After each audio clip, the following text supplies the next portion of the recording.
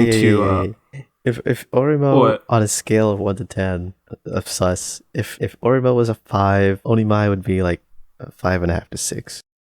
All right, well, welcome back to the finally named podcast, the Ichi Niche. How do we want to go about pronouncing that? Do we want to say Ichi Niche? Do we want to say Ichi Niche? Do we want to say Ichiban Niche? I mean, it's 2 thoughts? syllables for Ichi. Wait, is that how you're going to start off the episode like that? I mean, we might as well. We can always trim the fat if we need to. So yes, we start the episode by establishing what the name. We're giving is. it a name finally after like 6 episodes. We're giving it a name. Yes. Is there even 6 episodes online? No. 5. There's 4? Are there 4? I think there's 4. I don't think we've done 6. Just kind of incredible. We've made 6, but I think. we've made 6. We've made 5. I know we've made at least 5. I think we made 5, but only 4 have been released. I don't think it's 6. Okay. I'll go back and check. 4. But yes, 4.5. Half four and a of half. Girls in Pants is missing. Oh yeah, that was sad. That was very sad. But yes, what's your take? How do you want to pronounce it? Ichi Niche is fine. Ichi Niche. Okay, because we'll go with that's how you're supposed to say it, right? Ichi. I mean, I think obviously I'm not Japanese, and I'm not that type of guy that's gonna be like, well, in Japan they go blah. But a lot of times when I hear it, they don't necessarily say the second syllable. They kind of just combine it into one word. They're like each. Yeah, at least it's devoiced. That's how a lot of syllables are devoiced at the last one. Yeah. Like the SU syllable, you don't really pronounce the U part. Yeah. So, but we can say Ichi. That works for me. Ichi Niche. We need to give a name. We need to differentiate. I mean, I think when Ichi is standalone, you say more of the last syllable, but when you follow it with something, you can devoice it. Like how you said it just now, Ichi Niche. Maybe, I don't know. If you put it together, you wouldn't really say ni twice fully. So you go ahead. You say it once. Like Ichi Niche. We'll get it. We'll get it straightened out. But that is the name moving forward. Hopefully, before the end of the year, my website will go up. Well, actually, my website will be up probably sometime in March. Wow. Because, so that's the progress I'm making. I had to suspend development time just for other things that have been going on recently, work and life reasons. But March I will go full gear back into working on my website. Very excited to finally get that up. It'll still be in development in March, but it'll at least be up for, the general populace to see if they so choose. But yeah. How are you, man? How are you feeling in this new, as you can say, the Reiwa era where we are consistent? We are consistent once a month. We've been in Reiwa era for years. Wait, when did he take... Go ahead. Reiwa era, it was like 2019. Was it really 2019? Yeah, it was 2019. Good. Official start was May 1st, 2019. That's crazy. May 1st, 2019? Oh my gosh, I thought it was like, I don't know, 2 years ago or something. Nah. But it's been 5? 4. 4. Bad at math. But that's kind of crazy. I mean, when you say that, this is just a random fact, but it made me think of an article I saw on some site recently where it was basically saying the Wii U is 10 years old, and that really tripped me out a little bit. Like, really? The freaking Wii U? Oh, the Wii U. Yes, the Wii U. Yes, it is 10 years old, and that's depressing. November 18, 2012. Wow. It's crazy, man. Very crazy. Which, I mean, the 3DS is not... Well, 3DS is older, so... The new 3DS? I don't want to think about it. Well, just the 3DS in general, the 3DS line of products, because it came out. Yeah, the first 3DS was pretty old, but the new one, new exclamation point with Knuckles. Yeah, you're getting old, man. You're getting old. But speaking of old, I thought a good and fun conversation would be to talk about, the anime industry.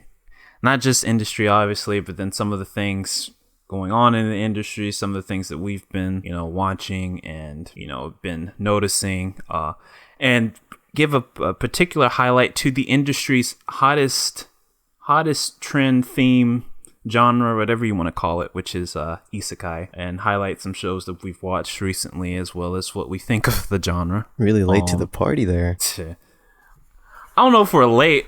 I don't think the party's ever stopped. I've always been in the party, the isekai party.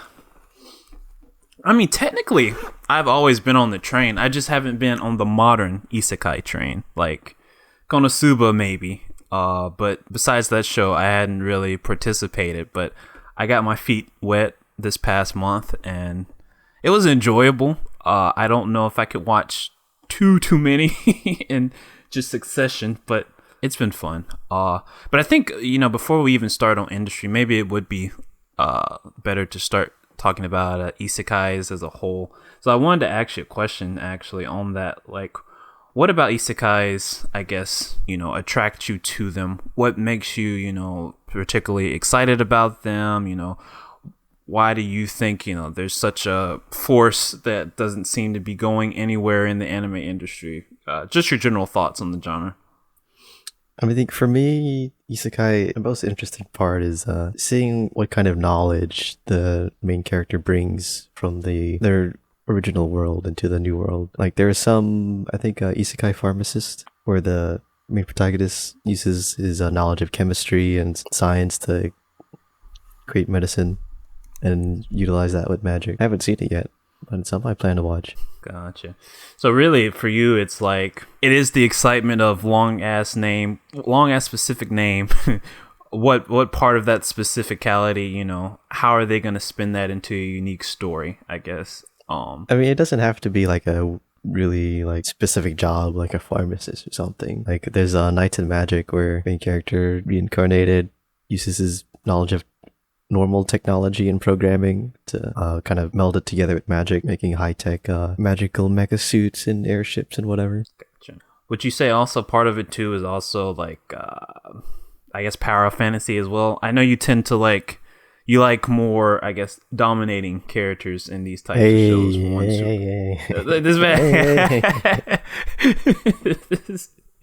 So you like I guess Sword Art Online is a isekai in a sense, not really. He doesn't get reincarnated. I guess, yeah. Oh, so that's true.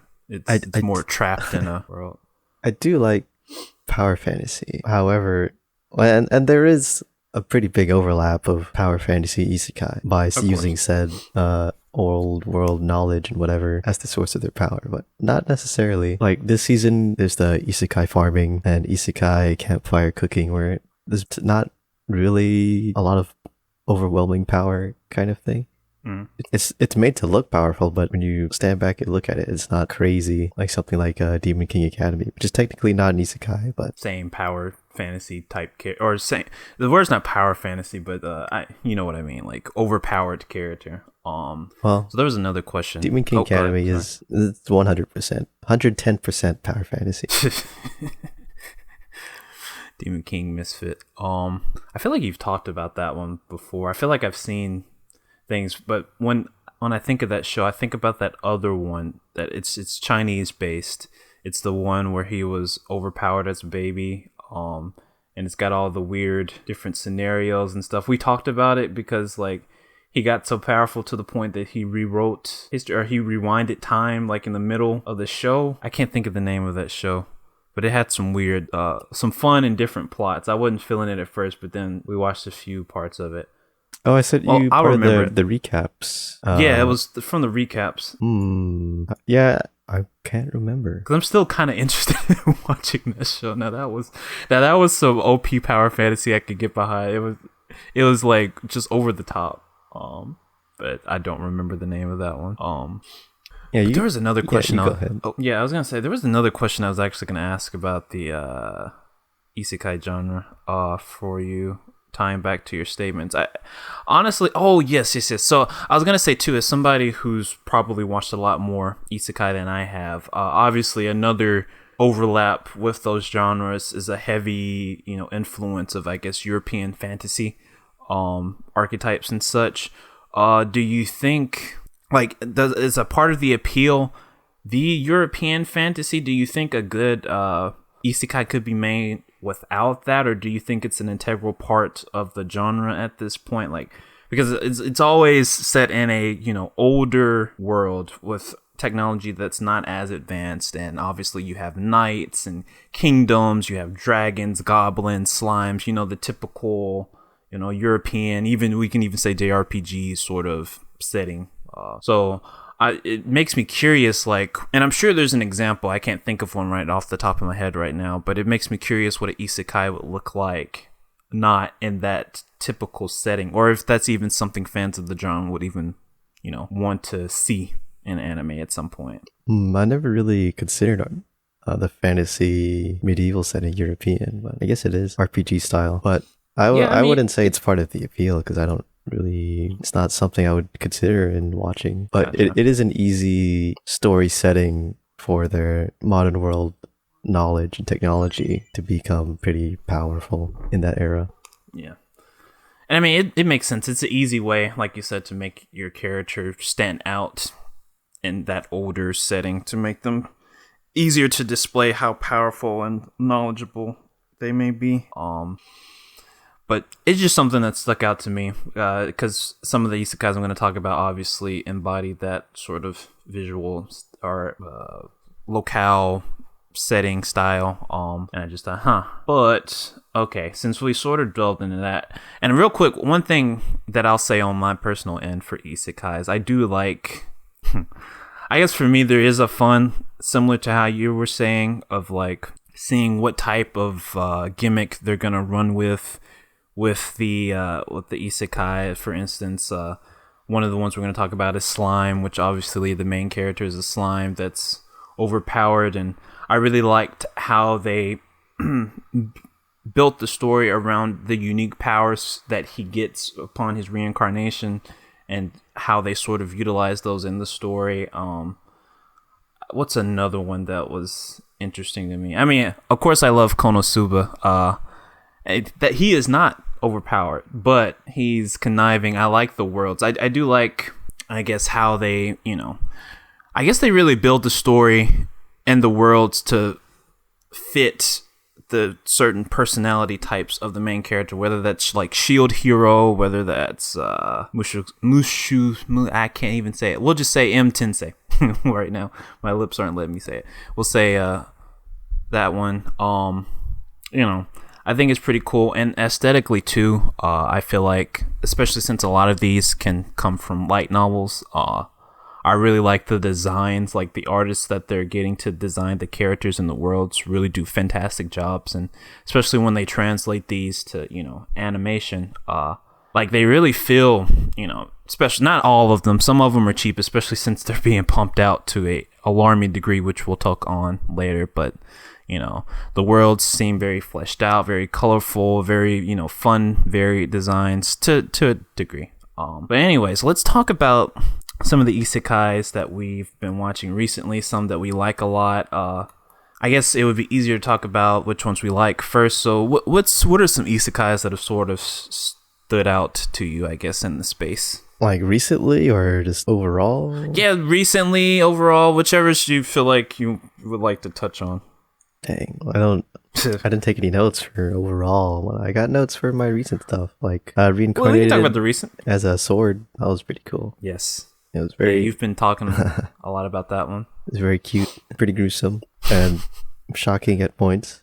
But I wouldn't say it's overpowered. Like maybe in the first episode it'll look overpowered, but then they get scaled down pretty fast. But I definitely recommend it. Gotcha. That's interesting. So you said first few episodes they're, you know, obviously OP, but then like they get scaled down. Does that mean like the world and the characters, like the power scaling of the threats that she faces sort of start to match her and she has to train, or is it just that she doesn't appear as OP as she originally was shown due to, you know, probably just low-level grunts that they initially ran across? The main character doesn't show up for an episode or two. You're mostly watching the sword in the first two episodes. I don't want to spoil too much, but in the first episode, it definitely looks like it's going to be some absurd OP thing. But then you see it's not what it looked like. Interesting.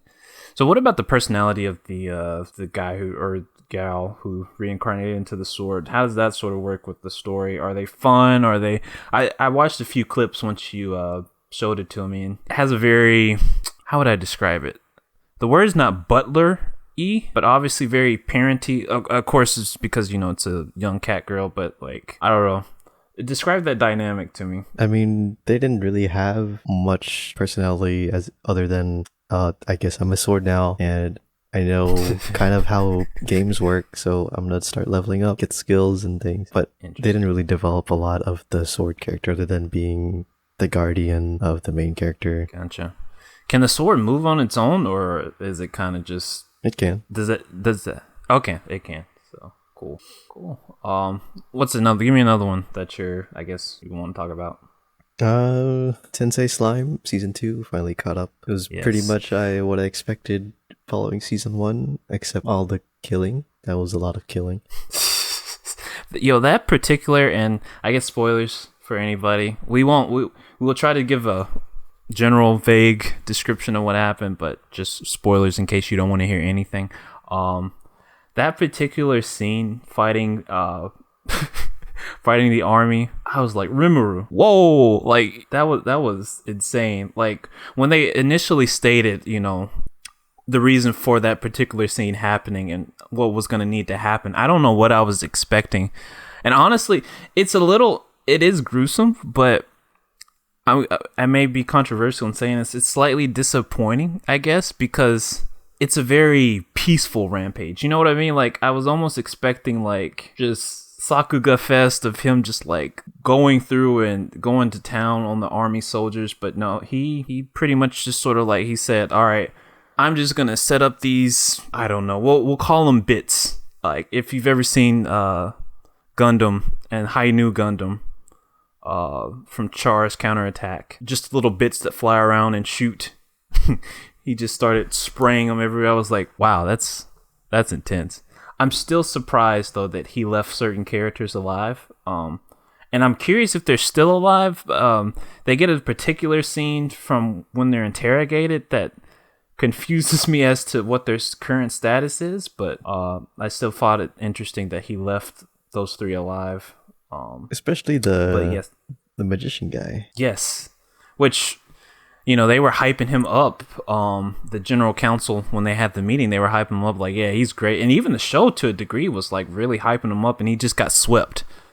That was a little disappointing to me, too, as I was expecting him to pop off a lot. But they kind of just moved it along. They were like, okay, you're going to have a few scenes. You're going to appear pretty powerful, and then we'll move on. You'll just get curb stomped. Which, tell me how you felt about Diablo as a character, because I don't know, he had like a little, I guess it wasn't an OVA per se, but he had an extra episode in Season 1 that sort of went into his backstory a little bit, and then we finally got him in Season 2, and I guess I was expecting more of him, but it almost just seemed like he's extremely powerful. They put him there to be extremely powerful, but he didn't really get to do anything, and they're gonna send him away to go do something else for, I guess, the next season. We may potentially get to, you know, see what he's up to. Did you even care for that character at all? Well, it's interesting you mentioned that, since I pulled up his page like just now before, just like a minute ago. I like him. I don't like how he was pushed away so quickly. Yes, that's my main criticism with him. He feels like a really fun, cool character that didn't get a chance to, you know, get his time. The Onis, they're, I guess, what is their title? Because they evolved again, but they're like, my brain is saying like Ryujin, but I know that's not what their monster class is now. There's something, but they definitely all got their chance to shine, which I thought was really cool. Like, I really like how they still progress those characters. They didn't just stop with their initial power set. Like, everybody's just getting ridiculously OP, which is kind of funny. But I wish Diablo would have gotten more scenes to really, you know, establish his power and importance in the story. But who knows? Maybe he'll get to pop off in Season 3. But yeah, Season 2 was it wasn't a stark departure from the tone of Season 1, but and I don't necessarily know if it was a natural transgression, but not transgression, progression. But I think it works well. Again, I feel like they kind of flew through it, even though it was. Is it 24 episodes per season? Yeah. Good gosh, it's because that means I watched like 50 episodes. But yes, it's 24, which is a lot for a standard season, but it still didn't feel like a lot. It still felt like they went through so much of the content, and it still feels like certain parts were missing, which is just the nature of adaptations anyways. But I enjoyed season 2. I enjoyed season 1 too. I guess I didn't mention I've binge watched the entire series, and Navin just caught up to season 2. It's a pretty fun show. I would definitely watch it again. I would definitely check out the movie whenever that becomes available in our area. Apparently, it had screenings in theaters. I don't think any of our theaters were going to get slimed though, which is fine. I'm not expecting any of the theaters around here to get slime.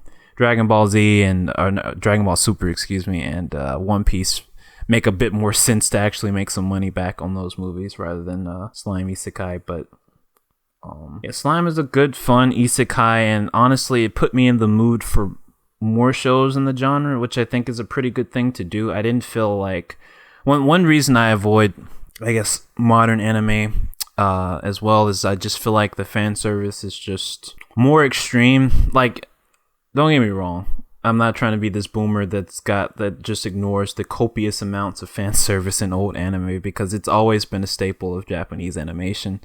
But I feel like it's gotten more young, if that makes sense. It's gotten more young. It's gotten more pronounced because, I mean, obviously they're, making works for their audience, and I just can't, I don't feel comfortable watching that as much anymore. But it's very tasteful, very tasteful. There's only certain amounts of, only so much fan service. The characters are well designed. They're all very likable. I've seen some reasonable criticism of Rimuru, which is, he's a reactive protagonist. He doesn't necessarily have his own motivations. He kind of just follows what other people set in front of him. And for, such an OP character, it doesn't make him as fun or developed in comparison to the rest of the characters and their stakes. Which to a degree, he sort of has his own, what's the word I'm looking for? He has his own motivations in season 2 due to the certain events that happen. But that even in that, it's still reactive. Like, it's still somebody else presenting to him, this is what you should do, or this is what you can potentially do. And then he does it. And then, even like with his leadership and stuff, he's cast into those roles by other characters, not necessarily by his own desire to do that thing. Which may be a thing with isekai protagonists. I'm not entirely sure. I know Tsukimichi, which I'll touch on for a little bit in a second. It had a similar thing. Those two are actually very similar, now that I think about it, and how they're written in the story. But yeah, Slime was a fun show. Slime was a fun show. I like the Onis a lot. Give me your hot take. Which is the best Onis out of the group? I'll give you 2 because there's so many. What are the best Onis? 2. If you don't remember their name, no, definitely Benimaru. It's one of them. Okay. Dang, it's tough. Probably Soe is the second one. So okay, that's Ninja, right? Yeah. Okay. I don't remember their names right now. But I'm going to say Old Master and the Secretary. Hakuro and Shion. Yes, those 2. Those are my favorite. Although Soe gets an honorable mention. Soe is just pretty cool. I like the jealousy of Rimuru. Like, he's like, you handsome Bishonen that just does everything correctly. But it's a fun show. I'm trying to think. Is there another isekai that's worth talking about before I talk about Tsukimichi? I'll just go ahead and talk about Tsukimichi. And it's been a minute, so excuse me if I'm a little off, but Tsukimichi was actually the first one that I watched. I guess just giving modern isekai a chance at the start of the month. And I thoroughly enjoyed myself. Much shorter than Slime, but I was very much enthralled, like, with the world, with the characters. It it seems like a mix of a lot of different shows. Like, I forgot when we talked about it, but I know you said it's like a mixture of Konosuba and Slime, and I think there was another show. And it definitely shows like there's a lot of comedy, but then there's serious moments. There's a lot of edgelordiness. Well, not a lot. There's a tiny bit of edgelordiness into it, and there's also like the fan service harem angle of the main protagonist. It's a pretty fun show, and I'm actually excited that there's a second season. I think it's worthy of a second season. I'm curious to see where the plot goes. Just to briefly explain the show, it centers around a character where I guess this might be spoilers. So spoilers. Have you seen it, by the way? Did you watch it? Or are you interested in watching it? Haven't watched it. Are you interested? Yeah, I'm the one that recommended to you. That's true. I won't spoil it then. He pretty much, we'll just say that the protagonist is brought into the world to defend the world, but the goddess is very vain and he's very ugly, air quotations, and so she throws him to the other end of the world where, you know, the conflict isn't necessarily happening, and so through a series of events he befriends the monsters of the world, and then he creates this plane separate from the human world where he starts to raise his monster army, and he has two main generals, which are Tomoe and Mio. Tomoe, which is a dragon that he encounters early on, turns into essentially like a tomboy samurai type, and then Mio, which was a spider that has masochistic tendencies. Lots of laughs with that character, and she turns into more of like a Japanese maiden type archetype.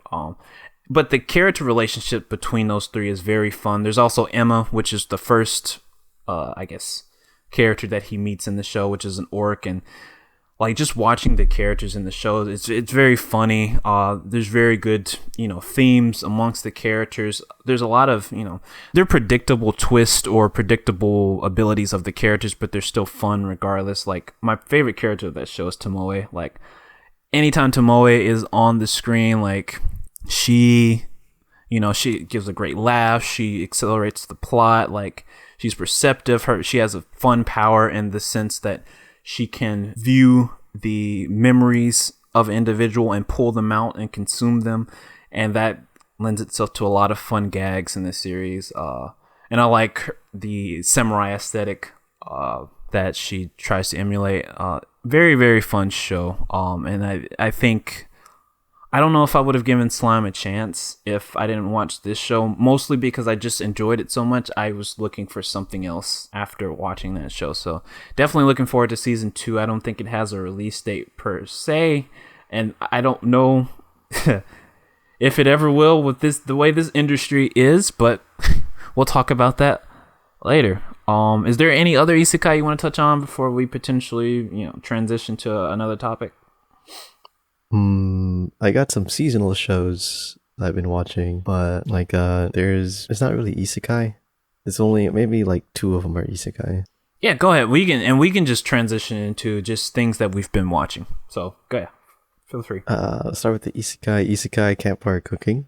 The main character gets summoned with a few other people. However, his hero skill or his summoned skill is instant online delivery from his online shopping portal, which has branded like partnerships, so that's like their whole shtick of promoting the show. So they have like branded soy sauce and mayonnaise and whatever. So that's interesting. So that's mostly all he does. Is cooks stuff, Japanese food that the medieval RPG people have never tried before. There's also, so with that one, yeah, go ahead. I saw an initial clip. I know he was this. I don't know when this happens in the show, but like it seemed like there was a wolf spirit or entity that sort of appears and like I guess tastes his cooking. So what's the relationship between the protagonist and that wolf entity? Because I saw another clip where he was feeding him like spaghetti, and that he was like, "Oh my god, like what is this?" I think that was it's delicious. The second episode where okay. He was in a party with some adventurers getting escorted, and behind him is like a great wolf or legendary wolf, and he's just like, "Oi, give me some of that." And he did, and They formed a pact, became his familiar, and that's it so far. All he wants is to is eat. Yeah. How many episodes are there out currently? I think we're on the 4th or 5th. Oh, okay. So yeah, so we're early into the season. So Or we're on. No, actually, that was the 3rd one that we finished this week. The 4th one is next week. Gotcha. Do you think the show is going to be more slice of life oriented, or is it maybe going to have some, action or some particular other types of genre, maybe mystery or anything like that? Oh, it's definitely slice of life. Slice of life. Gotcha. All right. Well, what's your next one? I think that's it for the isekais for the season that I've been watching. I mean, technically there is one other, but there's really no isekai elements. It's called The Magical Revolution of the Re-incarnated Princess and the Genius Young Lady. That show is mostly capitalizing on the Yuri aspect. It became popular after Licorice Recoil. Gotcha. And it's working. Looks good. Lots of Yuri scenes, but that fan service that I was talking about earlier. Do they at least look older than 16 or 14? We'll say that. Maybe 17, 18. Well, I mean, I can't complain. Like, again, old. It's synonymous with Japanese animation, so there's that. They're not schoolgirls, at least. That's a step in the right direction, I guess. They are royal princesses. Royal princesses. I guess I can't talk because at some point we're gonna pop off about Symphogear. So hey, that's so that's. I should probably watch it though. Yeah. I should have season 5 at some point very soon, so I will have them all. Man. And yeah, it's out. It's finally come out. It's dropped early, so I'm excited. I still need to watch season 3 though, but that's another topic. We'll talk about Symphogear another time. So yeah, tell me about your the other simulcast you're watching. Well, I guess I could continue with this season. Bofuri 2. Nothing's. Okay, that's the Shield really happened. Isn't that Isekai? Yeah. No, those are regular girls playing a video game, a VR. So video game. Oh, so it's a Sword Art Online type. So they're not trapped in or anything. No, they're just. It's a regular game. Gotcha. It's pretty neat. So are there in that, are there like stakes? No. Like obviously there's stakes within the game. Okay, so no stakes. No, everything is good, fluffy. Interesting. I feel like I kept getting that one confused with another one, but I do know which one you're talking about. Black-haired female protagonist, at least her VR avatar, I assume. So what do you like about that one? I guess besides it being fluffy. The main character gets a lot of crazy skills that are acquired in ways you wouldn't expect, or neither the developers expected. So she kind of breaks the game a lot, and the developers just have to keep working around that because they can't nerf her, otherwise it would throw the balance of the game off. But other than that, she just meets lots of people, lots of interesting people. They do a lot of like in-game events against other clans, and they all get devastated and amazed about what else she has up her sleeve. And she's not doing it on purpose. So she just gets them. Gotcha. On that point too, do they focus a lot on, like, I guess the out of the game character moments? Like, do you get to see glimpses of the actual person, or is it mainly just focused within the game world? No, you really don't see any of that. And most of their character designs are the same in the game. So it's not like a completely new avatar or something. Gotcha. Cool. So I assume that one's also like only a few episodes in, maybe 4, 5, 6. Yeah, it's been about 3 or 4. Yeah. Gotcha. Well, the season only started like second week of January, first week, and now it's like the third crazy. week. Time is moving though. Yeah. On average, we're on episodes 3 and 4 throughout the season. Gotcha. Oh well. You were hinting at one to talk about something else. I've got a few more of the season. Danmachi 4 Part 2. Nothing's really happened. There's not much to say on that. They've been doing the same thing for like 3 episodes.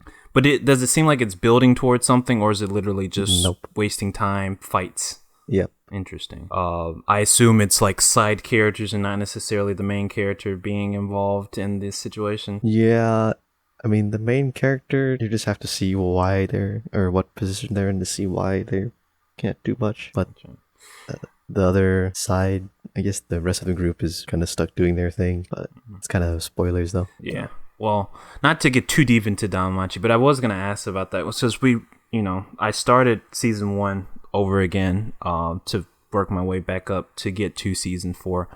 And one thing I noted with the show is it's sort of, it's not like, it is in your face fan servicey, right? And I don't want to keep hampering on fan service like it's some big detractor. I watch fan service. I'm not some prude, nor am I some judgmental guy. But one thing I felt that was very interesting that I didn't remember when I first watched it, it has the type of shots that I remember from like Space Battleship Yamato 2199, like those types of shots. Like, it's not like trying to do it, but it's trying to do it. You know what I mean? Like, every time you get that pan of the butt or the voluptuous woman. But you told me that sort of tones down.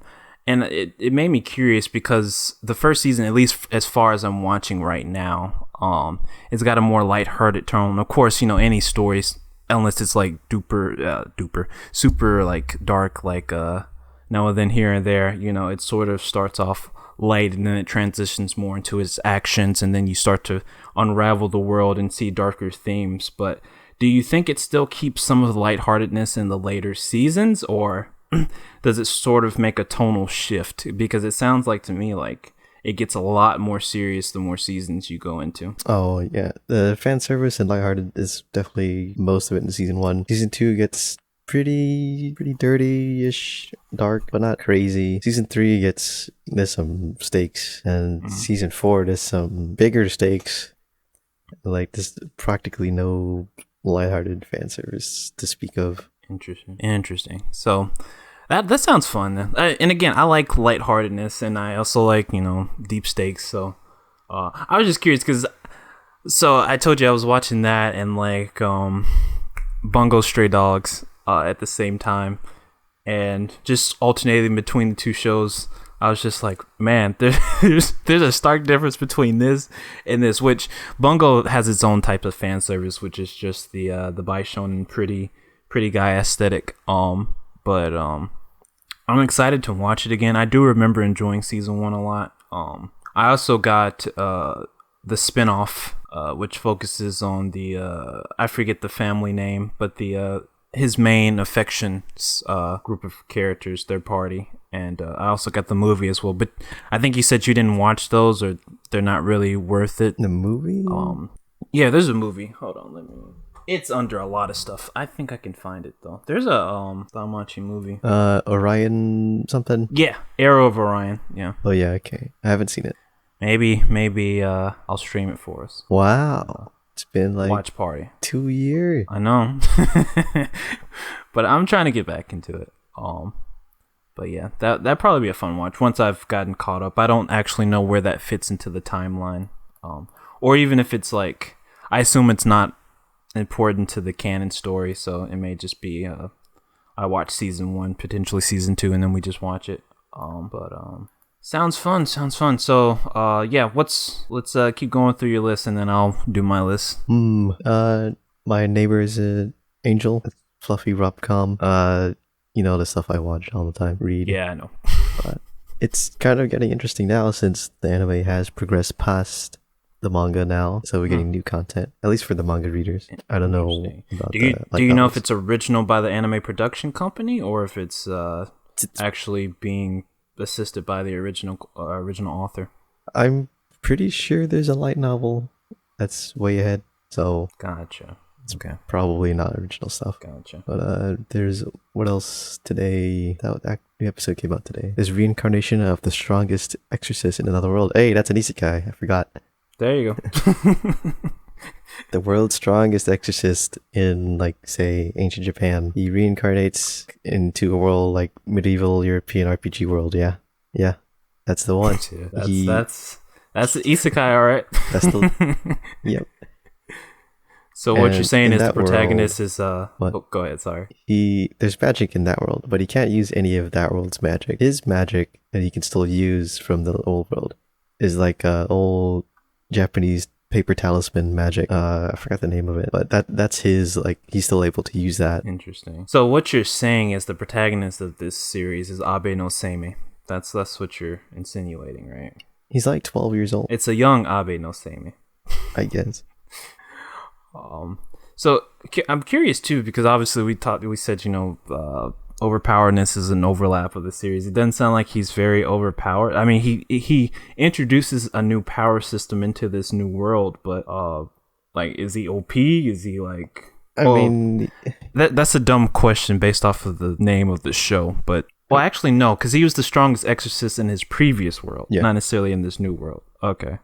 I mean, it appears to be quite strong, and the show may seem one-dimensional at first look, but then they reveal some of the plots and some of the side characters that have actually like thinking brains. So it's not like just super superficial or just pretty obvious isekai tropes. Gotcha. I think his current main goal is to make someone else appear the strongest character or person, so he can work in the shadows, I guess. Interesting. There's just so many. It's like Halloween candy. Just pick your isekai, man. Just if there's something that you would want to see animated, there's probably an isekai for it. Cool. Well, you got any others, or? I think I saved the best for last. Onimai. Oh no. Great. Oh Studio no. Bind. Yeah. The I'm Now Your Sister show. Oh my goodness. That I don't expect you to watch because it's kind of sus. You sure it's kinda? That show is. I mean, they'll bait you into thinking it's sus, but it's actually wholesome. I mean, I'm sure it's on the same level of sus as like Orimo, excuse me, or shows of that nature, right? Hey. Slightly more sus than Orimo. That's I'm gonna have to introduce you to John from Tennessee. John in Tennessee, go ahead. What you want to say? That shit is fucking trash, dog. Get the fuck off the airwaves. That's my response to Onimai. But I think an interesting thing to if Orimo on a scale of 1 to 10 of sus, if Orimo was a 5, Onimai would be like a 5.5 to 6. So it's not that. Well, it's still a good much more, but what? No. Wait, You'll at first appearance it looks like a 6, but then they bait you again. It drops to like a 5.5.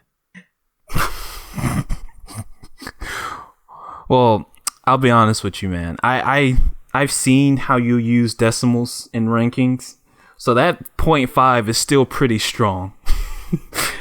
that 0.5 is very strong. I do think an important thing to touch on with that show, it looks too good, though. Yeah, and that's what I was gonna say. The studio behind it, Studio Bind.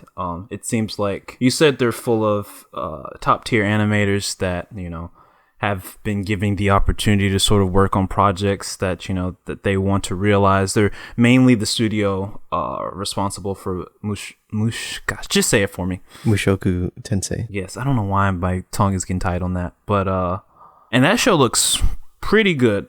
Themes of the original story aside, that show also looks phenomenal. Yeah, same thing. I've seen clips. Same thing with Onimai. Yeah. I've seen clips, and Onimai looks very, very well animated. I'm just, of all the things they could use their talent on, I get it. It's a bunch of degenerates that are extremely talented making content for themselves, but come on, can you throw me a bone? Can we really, that of all shows, how many episodes are out of that show? Is it also probably 4? Like 4? Okay. You should watch it. So does it look like it's leading to any actual payoff that's not degenerate in any way, or is it just a degenerate show and you're just supposed to enjoy it's hard to call it a degenerate show because they don't do anything degenerate. It's not like but they told the line of it. It's not. That's the joke. The what? Isn't that the joke? Like, obviously they're not doing anything necessarily like degenerate, but it toes that line, and that's the end joke that keeps. It doesn't toe the line. It's just when there's like certain like gag scenes where they cut the camera to like just out of frame or kind of sus sounds, but then they show the whole context. It's like, oh, you got baited. I mean, I saw one scene that was pretty tame, and it was when I think protagonist was gaming, and I guess I'll refer to him as she, but she was like, no, I can hold it in, I can hold it in. Or she looking at the bottle, and she was like, I can just use the bottle. Then she just runs into the bathroom. That one was pretty. It was pretty funny, although that was a very short segment out of the show.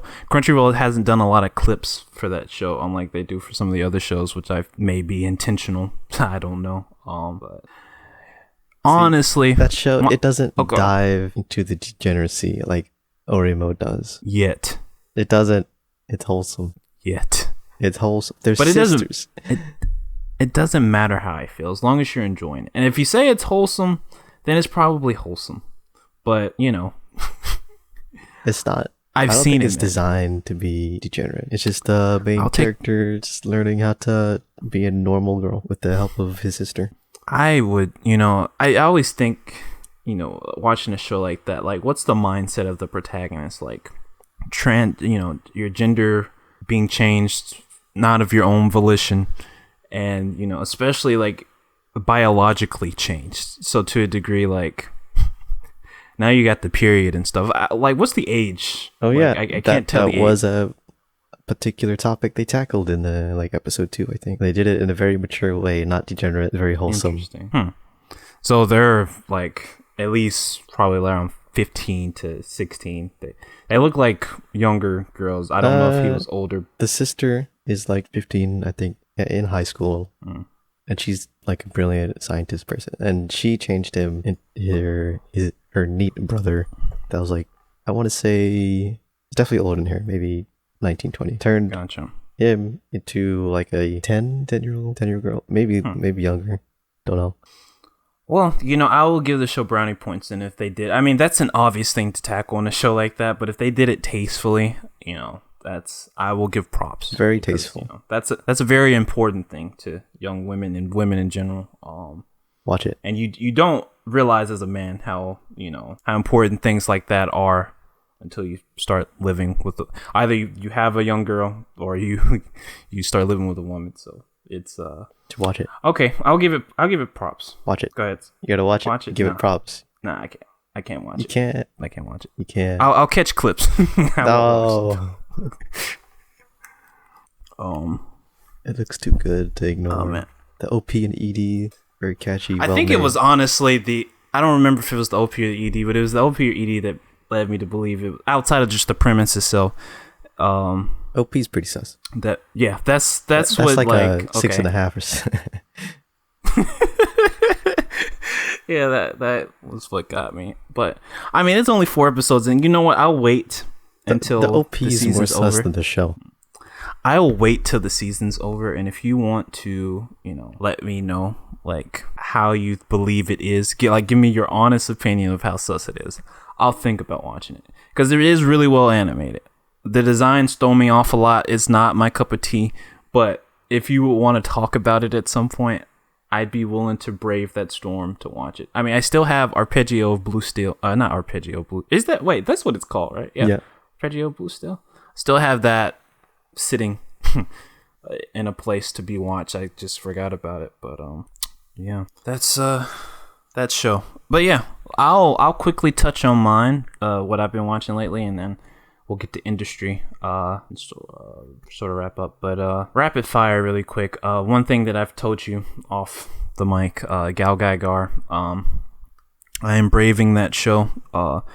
It is top mecha. It is top traditional mecha. If you've ever wanted to see a show, like if you've ever seen Gurren Lagann or a G Gundam, particularly like very hype shonen type mecha, you have to watch Gurren Lagann. But with the giant asterisks of you watch it in a very well lit room, and that you turn the brightness down on your screen, and that you turn away from the villain scenes.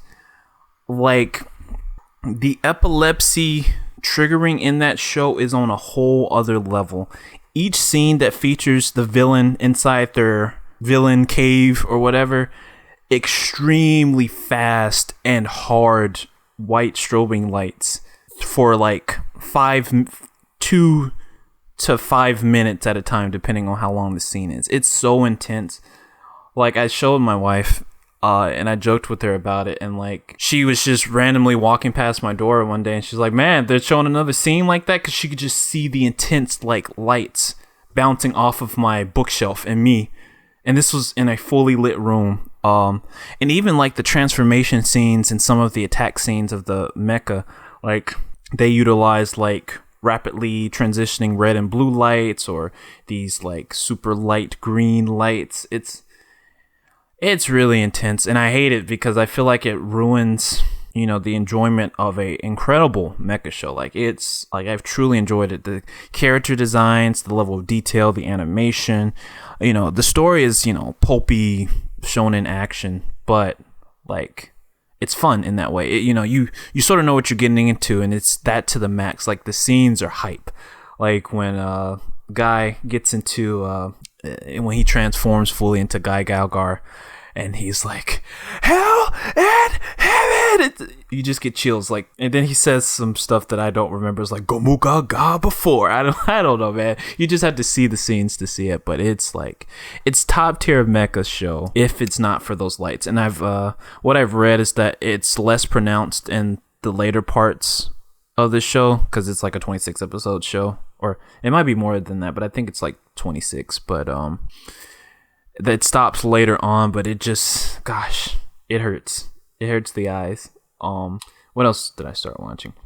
The rest of these shows that I've watched, I've only really watched a few episodes because I just haven't had time, but I'll just briefly touch on them. I found it interesting that you noted the farming isekai. Not farming. I don't actually think you talked about that here. Oh, but that's yeah, okay. I didn't. There's the farming isekai. And we can circle back around if you want to touch on that briefly, but the cooking isekai, that one, you made mention of the branding, and that's a staple of Tiger and Bunny, which is another Sunrise show, like GaoGaiGar. But this one, it centers on like a Sentai-esque premise. So you have superheroes. I wouldn't even say Sentai actually. It's actually more American superhero.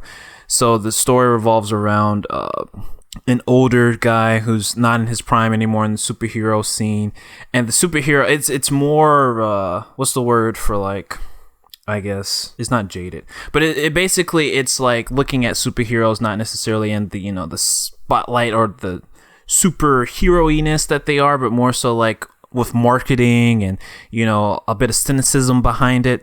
So people aren't being heroes just for the sake of being heroes. They're like trying to get their ratings up and blah blah blah, all of this. But a fun part of the show is like each hero has a brand that they're sponsored by, and these brands are actually real world brands. So even in the like the OP, like you just boldly display these brands, and it's like big brands. Like the main character is like sponsored by Bandai because they had a part in the show, and actually the main character, since his gimmick is like kind of being a washed up hero, he couldn't get sponsored by Bandai, so he's sponsored by like a secondary Bandai subsidiary. Like I don't think it's Bandai Visual, but it might be Bandai Visual. One of the female leads is sponsored by Pepsi. There's all sorts of brands just all over the thing, and from the episodes I've watched, I've loved it. It's got sort of also a buddy cop dynamic with the two titular characters, Tiger and Bunny. It's pretty fun. I think the one thing that might turn some people off is the action scenes when they're in their superhero costumes. It's 3D CGI, but it's not bad, and honestly, it doesn't detract from the show at all, in my opinion. The character designs are really nice. And actually, when I was looking up, and I might need to fact check this later, or somebody can fact check me, I don't know, but the main character designer, and I don't remember his name, and I hate that I don't remember his actually. No, I have a book. On it. Yes, it is Masakazu Katsura. And you don't know that name, but you'll recognize his work because he's the main mangaka and author for DNA Squared, if you remember that show. And also such works like Video Girl I and Ease and that sort of stuff. And I didn't realize, and I sort of see it in the designs, but that's why it looks so good. Like if you've ever seen any of his works, like they're incredibly detailed and very beautiful. And I'm a little horny, but incredibly detailed. So yeah, that's been a fun show to watch. I also took a peek at I briefly touched on Danmachi and Bungo Stray Dogs. Just to touch on Bungo. Bungo is pretty fun. I like the gimmick where it's also sort of set in a European setting, almost like a Sherlock Holmes style. And I think Sherlock Holmes is even in the story, if I remember correctly, but that's like later seasons. But like you have these like characters who have these special abilities. The main character, he channels like a white tiger. You have another character who can essentially cancel out abilities. You have one, I think it's called, he's like one of the main antagonists, is Rashomon. And I know this is like a surface level that's not really detailing like what these powers do, but the power system in the story is really cool. The characters are really cool. They have unique personalities. The designs are very beautiful. I've already seen the first season, but I'm watching it so that I can get caught up because I think what is it? Season 4 is airing this season, and I eventually want to watch that too. So I'm making the trek back through Bungo Stray Dogs, and thanks to Right Stuff Anime, which, if you want to sponsor us at any point, I mean, I'll definitely take a sponsorship. I'm not begging or anything, but if you want to sponsor us, I picked up seasons 1 through 3 and the movie as well, so I'm excited to watch those. But I remember watching Bungo Stray Dogs like back in college, and I really enjoyed that show. And I think just because I fell off of anime a little bit, I never watched. I might have watched season 2, but I definitely didn't see season 3. So that's a fun show, and Dalmachi's fun too, but I haven't watched enough of that to give a definitive comment yet. I think I enjoyed season 1 when I watched that one, but I'll need to go back and watch it again. And honestly, those are it. The only other thing I'll touch on, which is a stark departure from a lot of these shows, I started watching Card Captor Sakura, which I was excited to watch that one, mainly because, so I didn't watch Card Captor. I forget what it was called in the US, but it actually used to air on, it was either I don't know if it was Kids WB, because these are all technically sort of the same thing, but I don't know if it was Kids WB or Foxbox or which of those Saturday morning cartoons segments it was, but it used to air in English at that point. I never watched it then, but I love Clamp. I love their art and their character designs, and to a degree the stories of stuff too. So I picked up the Blu-ray release of Cardcaptor Sakura, which contains the full series, which is like, it's a lot of episodes, but they did NIS released a version of it. Beautiful transfer of that show. Like, that show is incredibly gorgeous. Like, if you ever get a chance, you need to check out some like screens or some clips of it. Like, gosh, it's a really pretty show. And it's a pretty good magical girl show. Again, it's definitely one aimed at like a younger girl audience. You have the extremely Bishonen hot guys, and obviously you have the younger girl that's in like middle school who's, fighting these monsters, or the cards essentially, but in a tasteful way. It's no like, ultra violence or anything like Madoka or something like that, but it's a fun show, and it's a very well animated show, and I'm excited to go through the series. I think my main draw to it is similar to what your draw to Onimai was, which was just, it's very gorgeous, and it's got it's very well animated. Like, the first few episodes I watched, I was like, this is impressive, and I'm excited to see. It's definitely got a Pokemon type feel to it too, because essentially her mission is to catch all of the card monsters and reclaim them, and there's also a nice fun gimmick where she has a different costume for each episode, which I thought was pretty cute as well. So excited to watch that. But yeah, that's about all I watched, I think. And if there is something else, I'm not going to talk about it. So before we move on to industry, is there anything else you want to touch on? I don't got anything. All right. Well, I got some couple things in industry, but it's not much. Gotcha. Well, let's do industry then. And one reason I wanted to touch on industry. Obviously we talked about isekai, and obviously that's a big industry staple.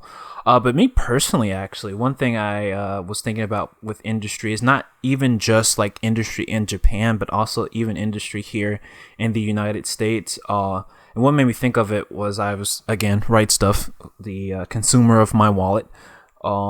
They had the sale or whatever, but I always check the out of print like last chance items on their website.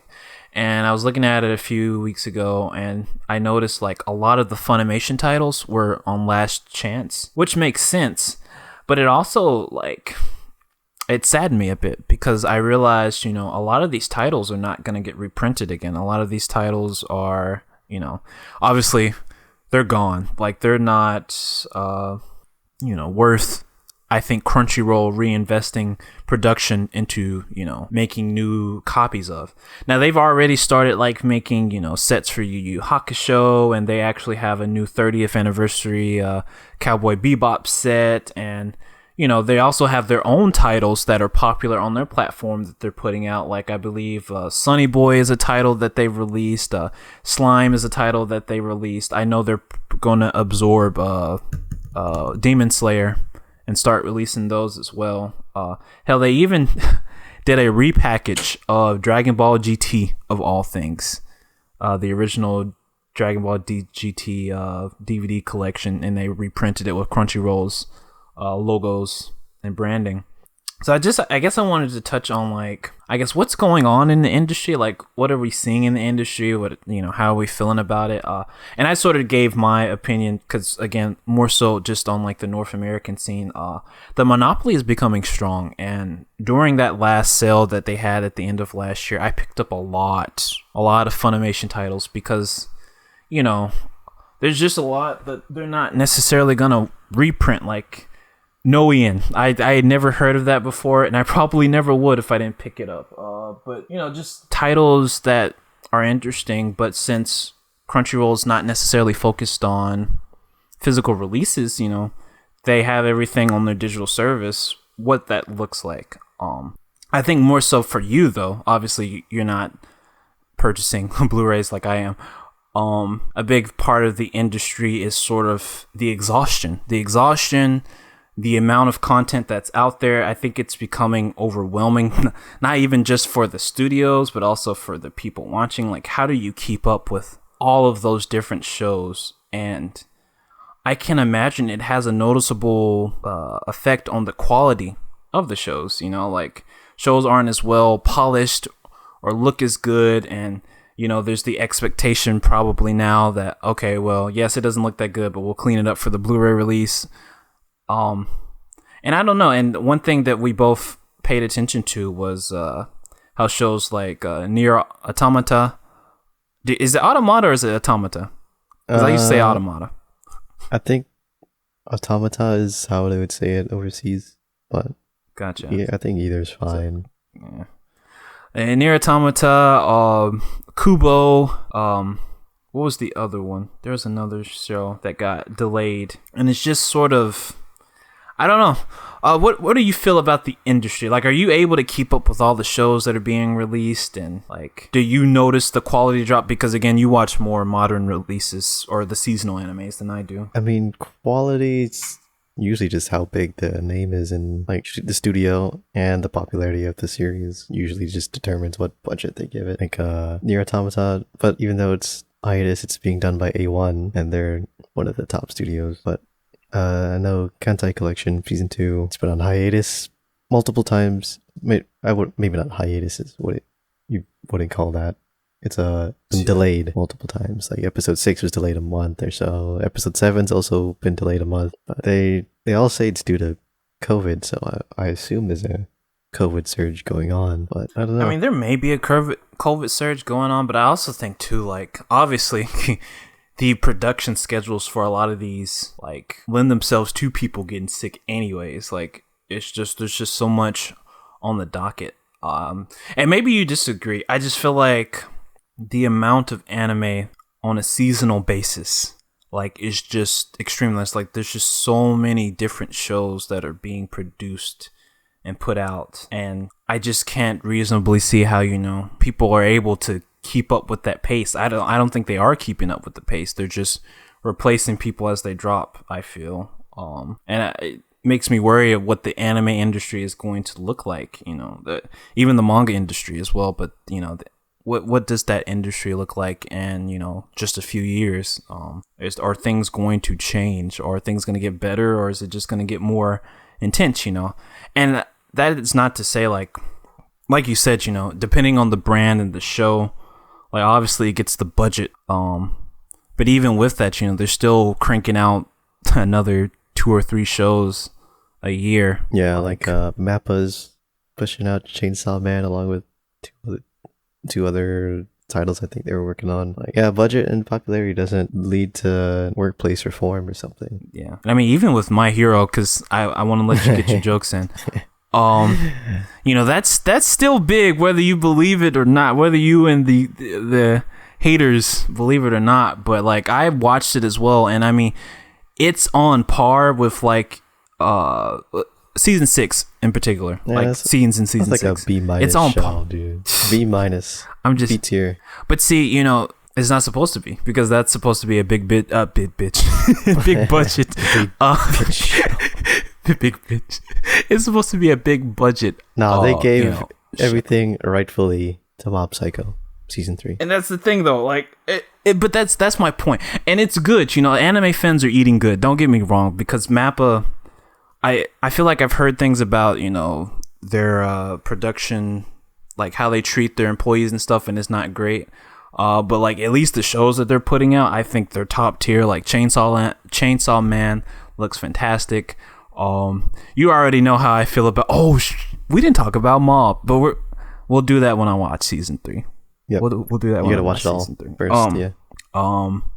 But I can just say from season 2 and 1 alone that I just watched recently, like, I can only imagine season 3 is just a continuation of the excellence that is the Mob series. And I don't know, man, I do feel like with all of these different shows, like, they're fun and people are enjoying it, but I feel like the market is becoming incredibly oversaturated. I feel like we're even past the point of the bubble economy that sort of existed in the 80s and to the early 90s, that sort of gave birth to a lot of the different, you know, anime from that era. Like, I feel like they're reaching a point where the industry is just going to collapse in on itself, and I'm curious what that looks like. You know, obviously now too, there's a lot of outsourcing, so it's not just, you know, in-house development. Like, you have studios in China and Korea and all other sorts of, and I'm sure even, you know, reaching out to American artists or studios or whatever. But I don't know, it's just interesting to watch it all. And going back to the American side of industry, again, like, obviously I like to own my anime. Obviously I like, you know, purchasing the Blu-rays and stuff, and I'm always excited when there's a new release, especially one that I'm interested in, or if I give, you know, a show a shot that's on sale for like pennies. Like, at some point I'm gonna watch Flowers of Evil, which I've heard is pretty good, or I don't know, Flip Flappers. I got Flip Flappers for very cheap from Sentai Filmworks, and that show looks insane, but I've never really heard anybody talk about it. There's also School Live sitting on my desk, which is insane in a different type of way. But saying all that to say, I guess, what's the word? How would I want to phrase this? The monopoly that's going on in the current industry scares me for what type of releases that we get, who's releasing it, those sort of things. Like, I feel like Sony, Crunchyroll, like, it's getting to a point where I don't know how, you know, Sentai Filmworks or other type companies like compete. Like, when you look at the specifically North American scene for you know, anime merchandising or content or whatever, only companies that you have now, so like for physical releases, all you have now are Sentai Filmworks, Discotek, and Animego, which, he really only does things through Kickstarter, and like that's every few years. I don't know when his next title will be, if at all. But what else? Who else? Oh, and Media Blasters. Can't forget the GOAT, Media Blasters. But you really only have so few options. All right, Funimation got consumed, and I don't know what they look like, moving forward. Sentai Filmworks is technically owned by AMC, so they're not even independent anymore. That happened a few years back. So really, your only independent ones are like Discotek, which I think they're safe just because they exist in a niche. They kind of do like older shows. Well, not kind of. They do a lot of older shows or not as current shows. I think the most current thing they've probably done is like Konosuba. Maybe. I'm sure there's some more current ones. Oh, they did To Be Hero, but that was a limited release. But regardless, they are in a specific section. But what happens when, the money just gets to a point where, they either get bought out or, it's now we're under this monopoly of only this one company. Like, I feel like Crunchyroll is slowly coming. Like, I heard some things the AMC is not looking as great money-wise, and I'm not sure if this is a different AMC than the ones that, related to the movie theaters, or if it's something else. I need to do more research on that. That's my fault. But, I'm curious how High Dive is doing in comparison to Crunchyroll. Like, High Dive or Sentai Filmworks, they get some pretty good licenses. They recently acquired the Lupin spinoff, which Lupin Zero, which focuses on a younger Lupin. They also got Akiba Maids, which you were telling me about, which I want to watch. That is the name, right? The one with the maids fighting for their neat masters or whatever, or their weeb masters. Pretty much. Yeah. They've gotten some good license collections, but I just don't know how they fight against the powerhouse, which is Crunchyroll, which is or I guess Sony, which has acquired all of these different licenses and all of these different services. Like, the funny thing with Right Stuff, right, that was acquired by Crunchyroll / Sony, and Sentai Filmworks used to use the same warehouse as Right Stuff. So I don't know what that situation is. I think I'm still waiting. I might have gotten it, actually, but I was waiting for a while for an order from them from the Christmas season as well, because they had super discounted shows.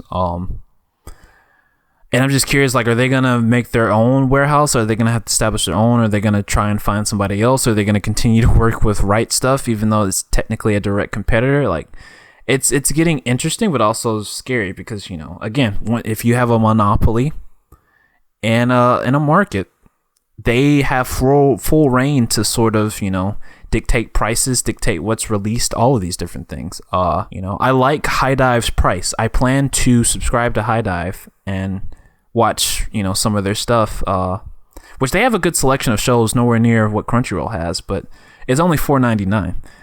But Crunchyroll's Beep Beep, they have like, what is it? Like, I think their tier is like $9.99, and that's just for the lowest tier. And I'm like, good night. Thankfully, since I'm a Right Stuff Got Anime member, they offered me like a 30-day trial versus the 14-day one that I was going to take. So I'm going to use that to watch Tomo-chan when that finishes.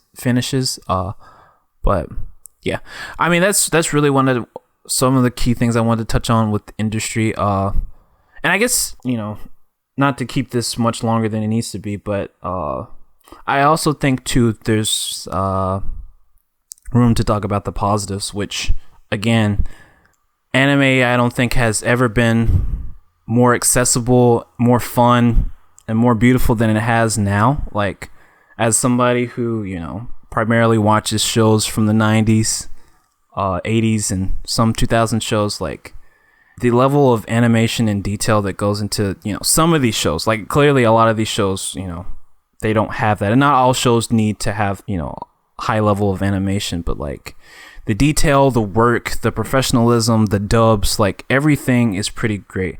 Oh, that's one thing I wanted to touch on. Like, I watched quite a few dubs. Like, I watched Mob Psycho's dub for like season 2.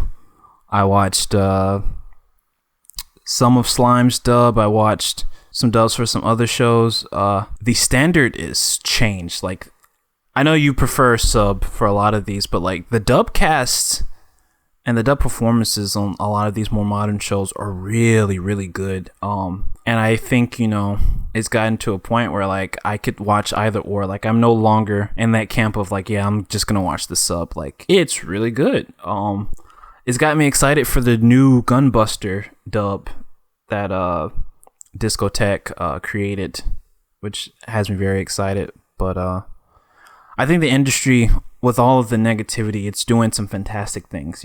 I can say whatever crap I want to about Onimai, but that is a very well animated show. I love the colors at the very least. I mean, I like the character designs as much, but like all of the isekais, like say it for me, Mushoku Tensei. Yes, thank you.